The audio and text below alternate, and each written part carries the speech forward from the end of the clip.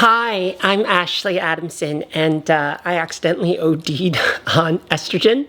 And this is day 3 of taking it. I took about 3.5 times my dosage. For people that understand dosages a little bit, that I use a 50 milligrams per ml solution of estradiol enanthate, which you can't get in the United States. I actually got mailed to me from Ukraine by Lena. Thank you, Lena. Yeah, it was rough. My second day, I also freaked out the first day, and now things seem to be residing back to normality. And I'm really thankful that I only 3.5x'd it, because the way things went down, I could have 7x'd it. And the reason why I didn't accidentally 7x it is because my intuition saved me. So I wanted to share this story with you. God, my voice is like so cracky this morning. It's allergies. It's what it is. I mean, like, if you're trans, you probably have to deal on some level with your voice not always working all the time. And I guess I'm still going to make a YouTube video. I know trans YouTubers probably wouldn't make a YouTube video around this, but that's me. We just got to keep going, right? So let me tell you the story, and then let me break down some of the lessons I learned. And I can give you the obvious ones to start with, which will be very quick, but the more nuanced one I'm saving for last, because I think this is probably the most important one, and something that I think will help you as you reflect over your life and as you experience your life. If you can take this lesson, then you can save yourself from making a lot of big mistakes that you didn't know that you were about to make, because that's what happened to me. And honestly, this lesson, I've probably learned it about 3 or 4 times, and in different scenarios where I got in car, I didn't listen to it, and I got in car accidents. So, where did we start here? So I was gonna inject my estrogen. Now, this happened a few days ago. I got new needles, and my regular needles are 1 ml, and my new needles are 0.5 ml. So when you just think of it like that, you go, well, you're using a 1 ml, and now you're using a 0.5, but you inject 0.08 ml, so you just keep the measurements the same, right? Well, I did some skips of logic and understanding of my dosage, because in my head I had 0.8 ml, and what that actually meant to me in a 1 ml container is that I did 0.8 of the first notch of the injector syringe. And when I pulled out the 0.5 ml, I had this in my head as, oh, well, I use 0.8 ml in terms of how much I inject. So that looks like 0.5, therefore I'm going to need to fill this whole needle, and then I'm going to need to add an additional 0.3 onto another needle, and then with both of those, I'll get my full 0.8 ml. Do you see where this is going? So as I started to do this, I started to go, well, like, that's this whole syringe, and like there's this other syringe here that it wasn't the whole syringe, and this just doesn't seem to add up. And I was just kind of looking at it, thinking that something was off here, and going like, well, I do use 0.8 ml, so I guess that is this one, and maybe the tube is just thinner, and that's why it just looks like a lot different. So I drew the 0.5 ml, which took me a long time to do that. And then I just went ahead, and I injected it into my butt. And as I'm injecting it into my butt, suddenly I get the familiar rush of estrogen entering my bloodstream. And I'm going in, and I'm like, this is actually taking a long time to inject. There's just something wrong here. This looks like a lot, and I'm already starting to feel it. I should just stop for a second and just double check things. And so I pulled it out, and I stopped, and I had only injected a little over half of the syringe into my body, but I could have, if I followed through with it, injected the entire thing. Now, if I break down my chain of thoughts in there, there was a moment where I would have actually just injected the entire thing, and that may have put me more in danger. So the thought that could have kept me going was, oh, well, you've already put it in. Well, let's kind of step up a couple layers here. So the first thought that kept me going was, oh, well, this is, you inject estrogen and you just have to do this 0.8. And I went on that assumption. And then while I was injecting, it's like, well, you're injecting, so you might as well finish the injection, even if something does feel wrong. And the thing that stopped me was this overwhelming sense. And I honestly feel like my spirit guide stepped in here to stop me from doing this. And something felt wrong. My spirit guides poked me. I felt that, and that feels just like an enhanced or more like alert kind of feeling around that feeling of something is wrong. It's hard to describe it, but if you feel like something's wrong in your environment, and then you get a sense of like a alert that emphasizes or underlines this feeling of something being wrong, then maybe you'll respond to it. Hopefully you will. I was just kind of going through the motions, and then several of these "this feels wrong" moments kind of like stood up to me, and eventually, as I'm injecting, it exclaimed like, something is wrong here.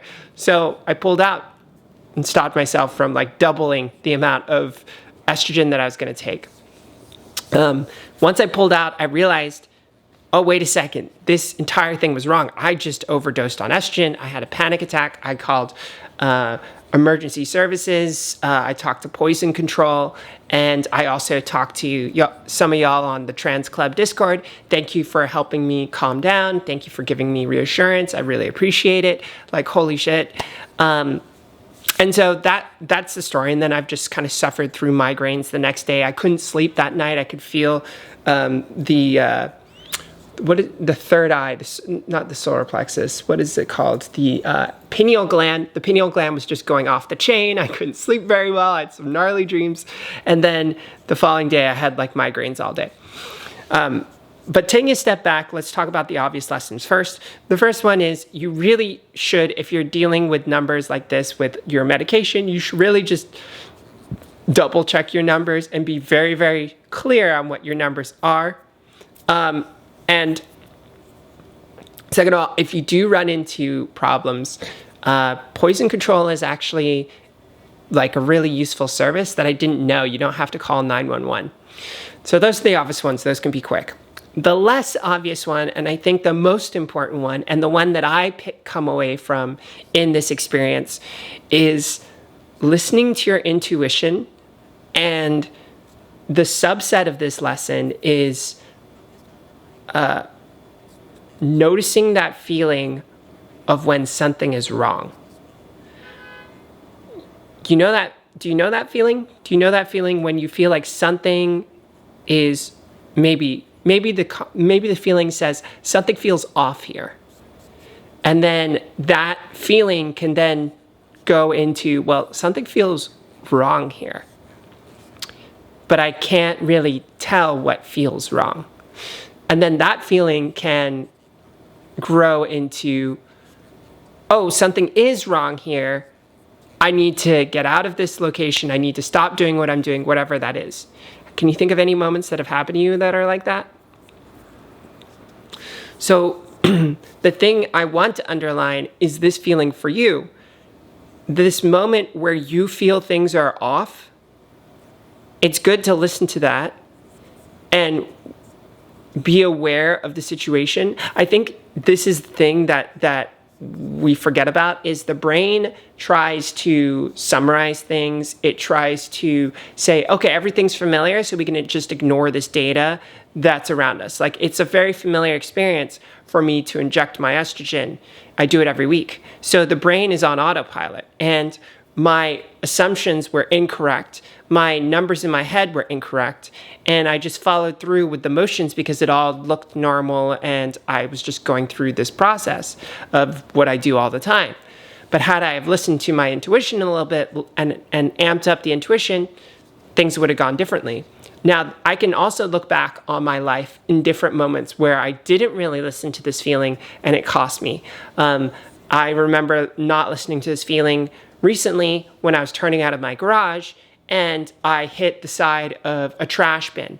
And I can also remember in my car, I can remember thinking of this when I got rear-ended. And I can remember thinking of this when I twisted my ankle when I was playing ping pong. There was something wrong with this move, but I said, well, I have to do this move in this moment to get the ball.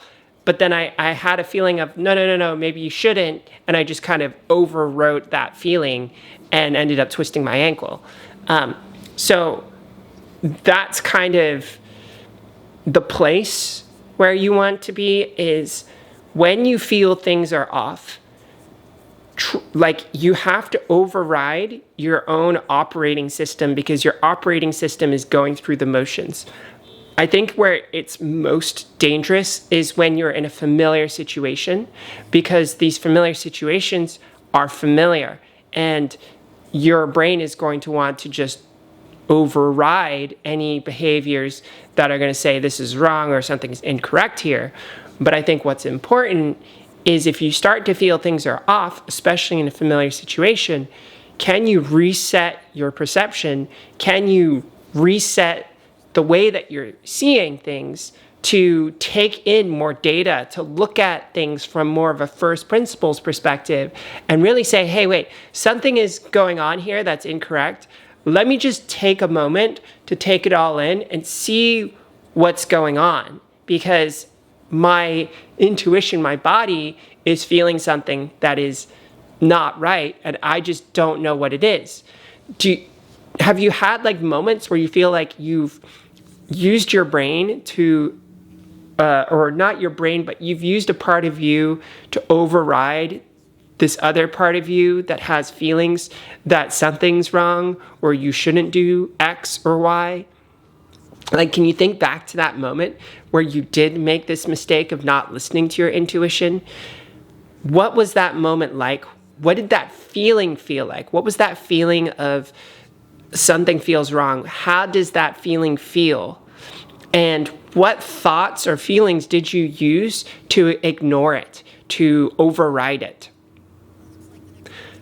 These are the moments, these are the mistakes that we want to learn from. And honestly, it's very hard to catch in the moment because you're just allowing your subconscious to go. But it's this interjection moment, if you can just let yourself take a step back, that's really going to help you. So I hope that was useful today.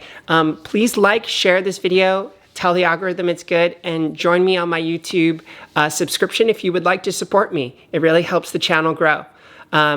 See you in another episode soon. Bye.